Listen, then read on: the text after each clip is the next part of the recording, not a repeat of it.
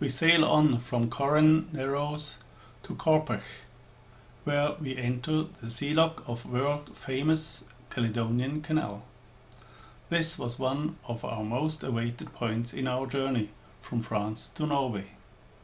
We were proud and happy to have mastered this task so far. This is a video from my series Adventures with my Trawler Yacht Whitehorse at Grand Banks 36. First, a short overview of this episode. We cross the narrows of Corran that divides Loch Linnhe. There we meet the ferry and pass the lighthouse of Corran Point. We sail past the town of Fort William and then enter the Sealock of the Caledonian Canal at Corpach.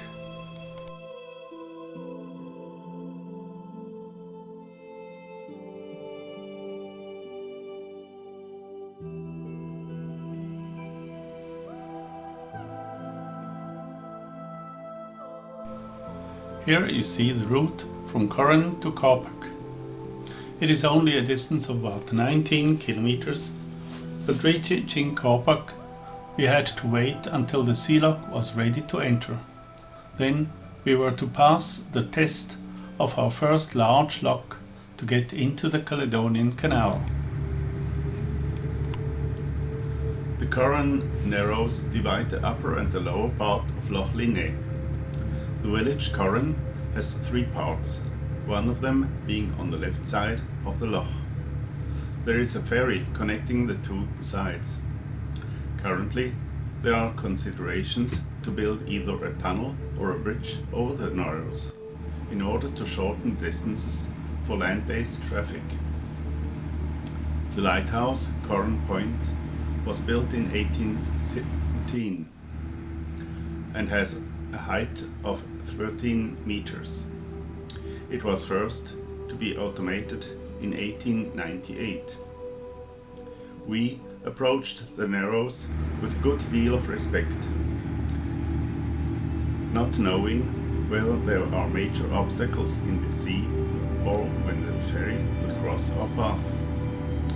But all went well, and we could enjoy good views of the lighthouse and the ferry.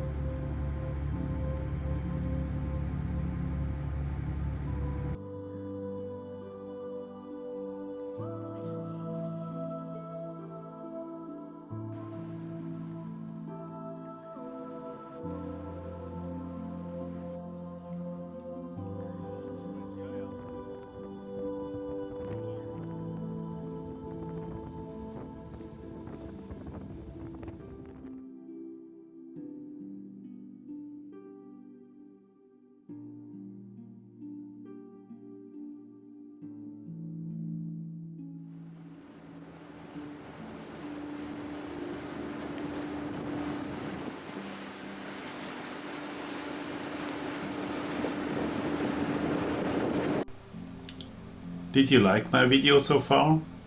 Then I would be grateful for you subscribing free of charge to my YouTube channel to help me finance my work. Thank you.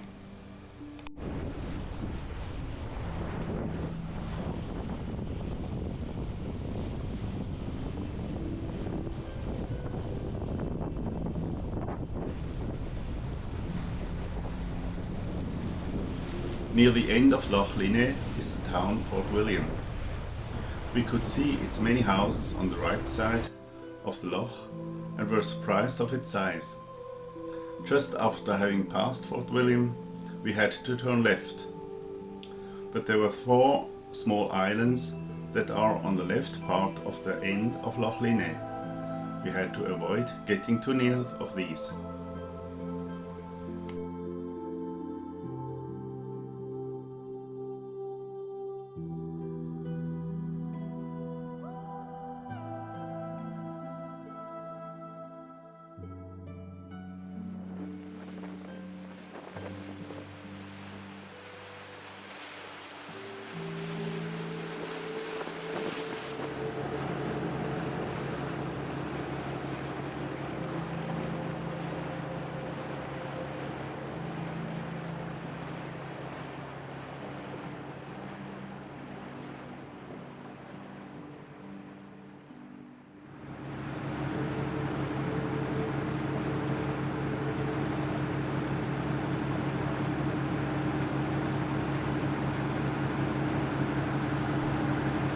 Two kilometers further, also on the right hand side, is Corpach, with the Sealock of the Caledonian Canal.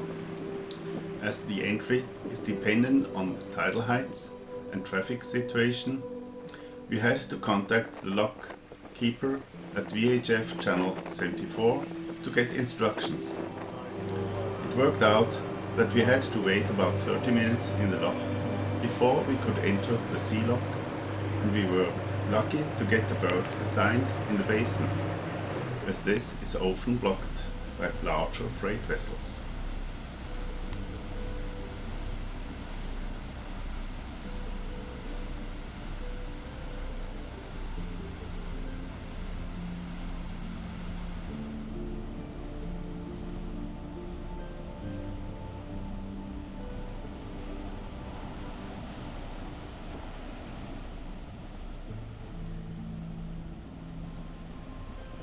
We were anxious whether we could master this much larger lock than the other ones we had experienced in the Corran Canal.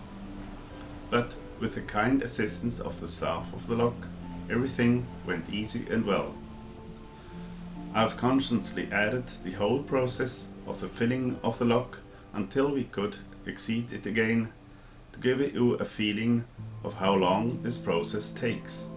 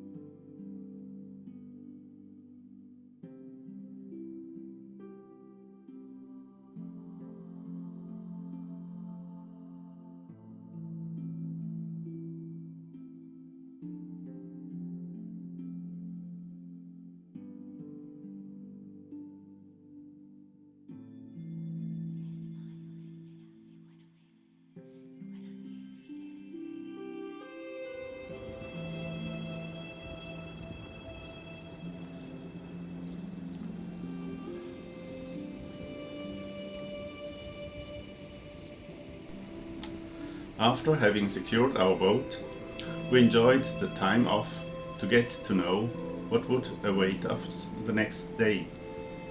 There is a nice walking way along the canal to the next big adventure, Neptune's Staircase. This is a series of 8 locks, where the exit of the one is the entry of the next lock.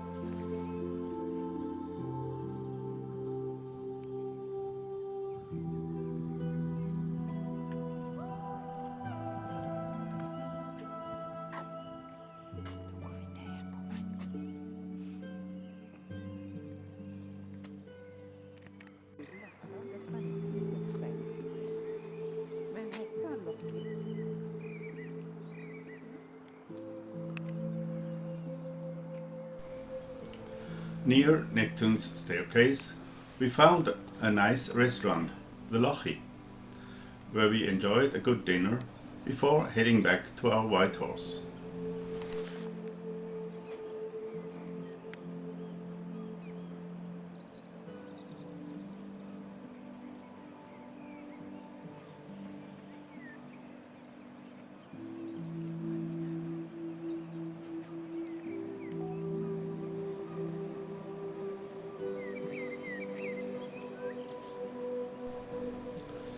I will dedicate the next episode to some basic information about how to handle the Corran and Caledonian Canal.